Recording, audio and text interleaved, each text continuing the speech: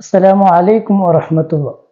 ಅರಫಾ ದಿನ ಇಸ್ಲಾಮಿನಲ್ಲಿ ಅತ್ಯಂತ ವೈಭವದ ದಿನವಾಗಿದೆ ಮತ್ತು ಅರಫಾ ಎಂದು ಹೆಸರಿಸಲು ಕಾರಣವೇನೆಂದರೆ ಸ್ವರ್ಗವಾಸದ ನಂತರ ಭೂಮಿಗೆ ಬಂದ ಆದನಬಿ ಅಲೈಹಿಸ್ಸಲಾಮರವರು ಮತ್ತು ಅವ್ವಾಹ್ ಬಿವಿ ರಲಿಯಲ್ಲಾಹು ಅನ್ಹರವರು ಮೊದಲ ಬಾರಿ ಬೇಟೆಯಾದ ಸ್ಥಳವಾಗಿದೆ ಅರಫಾ ಎಂಬುದು.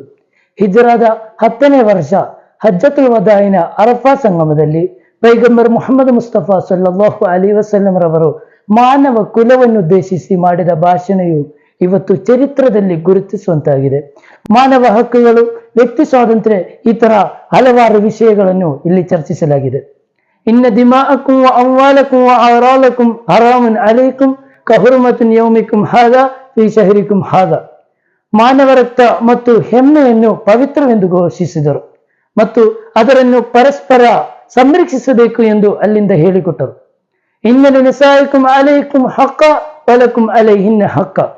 ನಂತರ ಪತ್ನಿಯರ ಬಾಧ್ಯತೆಗಳನ್ನು ನೆನಪಿಸಿಕೊಳ್ಳುತ್ತಾ ಮಾನವ ಜೀವನದ ವಿವಿಧ ಮೇಖಲೆಗಳನ್ನು ಸ್ಪರ್ಶಿಸಿದ ಈ ಭಾಷಣಕ್ಕೆ ಸಾಕ್ಷಿಯಾದ ಅರಫಾ ನೆಲದ ಹಿರಿಮೆಯು ಹೆಚ್ಚಾಗಿದೆ. ಅರಫಾ ದಿನವನ್ನು ಆಚರಿಸುವಾಗ ದುಲ್ಹಿಜ್ಜ 9ರಂದು ಉಪವಾಸ ಹಿಡಿಯಲು ಬರವಾದ ಸುನ್ನತ್ತಾಗಿದೆ.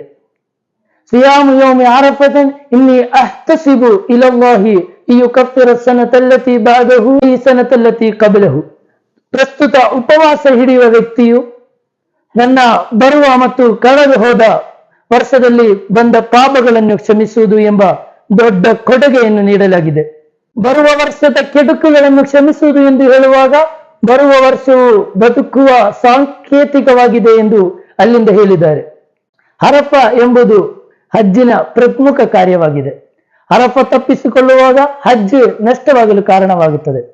ಅರಫಾ ದಿನದ ಪವಿತ್ರವನ್ನು ತಿಳಿದುಕೊಂಡು ಅರಫಾ ದಿನದ ಹಗಲಿ ರಾತ್ರಿಗಳನ್ನು ಇಬಾದತಿನಿಂದ ಮತ್ತು ದುಆಯಿನಲ್ಲಿ ಧನ್ಯರಾಗಿರಿ ಎಂದು ಹೇಳುತ್ತಾ ನನ್ನ ಮಾತಿಗೆ ವಿರಾಮ. ಅಸ್ಸಲಾಮು ಅಲೈಕುಂ ವರಹಮತುಲ್ಲಾ.